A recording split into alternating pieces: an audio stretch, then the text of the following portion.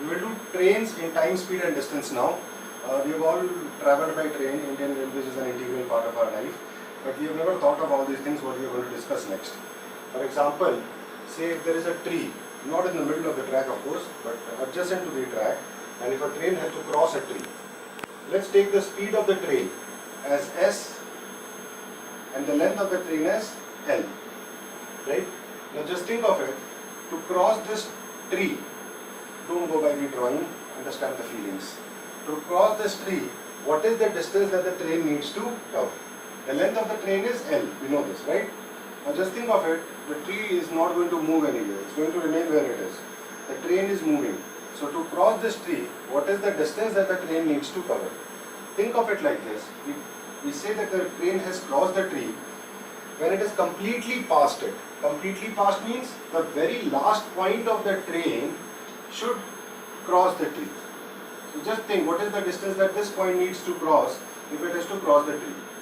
The length of the train, right? We take the width of the tree as negligible, 0. And in this case, there is no distance between the front of the train and the tree. There is no distance here. Alright, don't go by the diagram, there is no distance here. This does not exist. Tree is right adjacent to the front of the train. So when do we say the train has crossed the tree? When the very last point, the end of the train has crossed the tree. What is the distance that the end of the train needs to cross the tree? It needs to cover a distance of length of the train. Right, which is very obvious from the diagram. Only when this point reaches here, we say train has crossed the tree. And when can we say how much distance does it need to cover to reach that point? It needs to cover this distance, which is what? Nothing but the length of the train. Right? Because tree is obviously immovable, stationed at its place. Alright? So the distance that the train needs to cover to cross a tree, as any stationary object, is its own length. The speed is obviously the speed of the train because tree is obviously not moving. So there is no relative speed involved here. So speed of the train is S, as we assume. So the answer will be, in how much time can a train cross an immovable object, a stationary object? It will be its own length by its own speed. A small extension of this can be, what if there is a distance between the tree and the front of the train? And all we need to do is add this distance as part of our total distance. So the answer will be length of the train plus the intermediary distance divided by speed. Alright? Okay. Now let's take an immovable object with some width, with its own length. For example, if the train has to cross a platform, again don't go by the diagram, you'll have to assume that the end of the platform or this edge of the platform is right next to the train. So there is no gap here. So again, using the same logic, this point, the very end of the train, say a person who's standing here right now, he has to reach this end of the platform, this end of the platform. So what is the distance that this person needs to cover to reach here? He has to cover the length of the train plus the length of the platform, which we assume to be m. Therefore, for a train to cross a platform, the distance that it needs to cover is its own length plus the length of the platform. So L plus m, and obviously platform is again immovable, stationary. So the speed is its own speed. What if there is a distance between the train and the platform? Same logic, same reasoning. Only the numerator, the distance, will be increased by this intermediary gap between train and the platform. Everything else remains same. Now let's come to another kind of examples involving train, where there is a moving body involved. Other than the locomotive, the train, there is another moving body involved.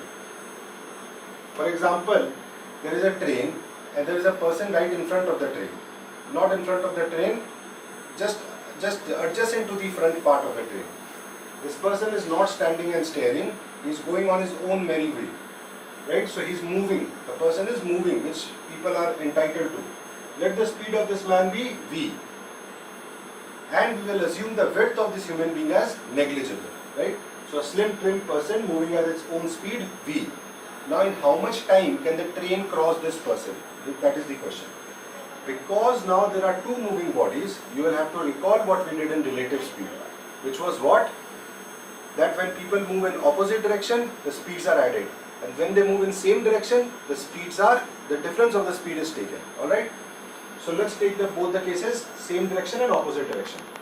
First thing you must understand is, the distance that the train needs to cover to cross this human being is its own length. Like it happened in the case of the tree or a lamppost or the platform example that we took, Like the distance that the train needs to cover is its own length. So the distance is fixed, which is L.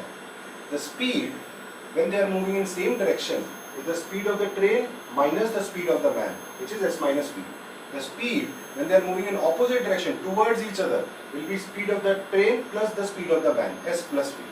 Extension of this example is when there is a distance between the train and the man. Everything else remains same except the numerator. There is a gap between train, the front part of the train, and the man who is also moving, is not stationary.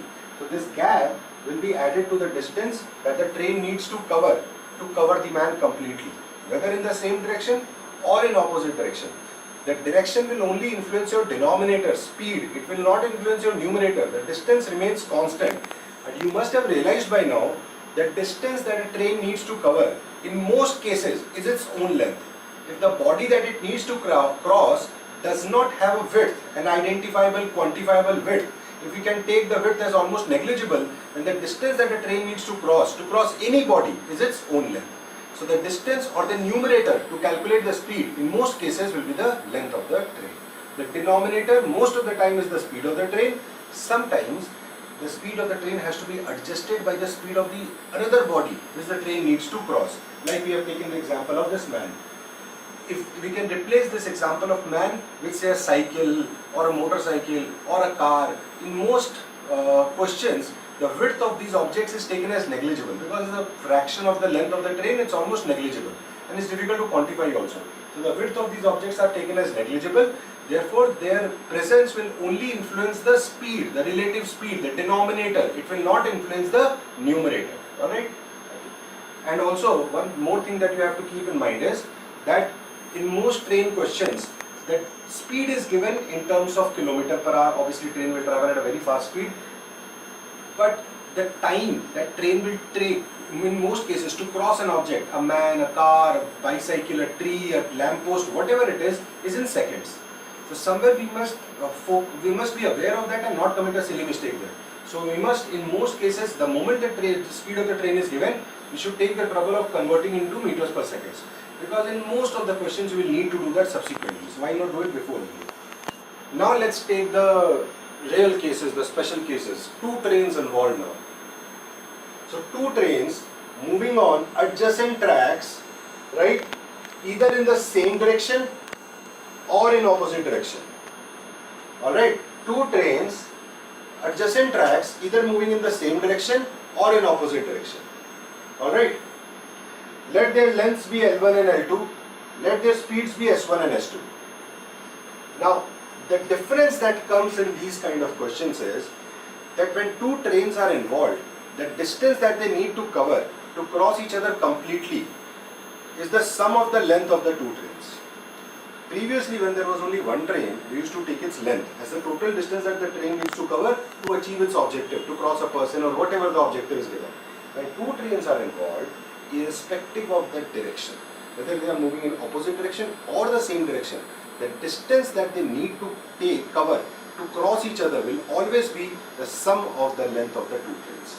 Alright, L1 plus L2. The numerator is non-negotiable, it is fixed, L1 plus L2. Alright, so there should not be any quibble over this matter. What the other part, that is the only thing that we need to keep in mind is whether they are moving in the same direction or opposite direction. Obviously, if they are moving in the same direction, by now, we have rehearsed it like a million times by now. In relative speed, difference of speed. When they are moving in opposite direction towards each other on adjacent tracks, of course, then the relative speed, summation of the speed. Right? And there is no rocket science to this. This is the simple idea. The only thing is that because there are so many terms involved, length 1, length 2, S1, S2, the question maker has the discretion to withhold some information and make the questions trickier for you. Right? This is the only way train questions become challenging. Otherwise, the idea is very simple. Let's take a few questions, and what I'll do now is that when I take these examples, I'll try to solve them as far as possible using CAT approach. I know at times the understanding might become a little difficult, but as far as possible I'll try to solve it using CAT approach. Alright?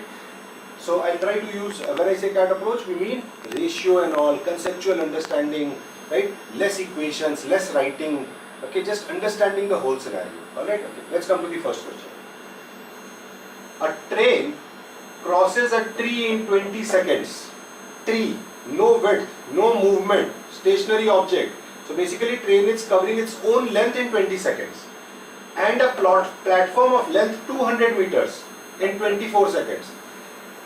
So just think, what is the difference in the two scenarios? रुक जाओ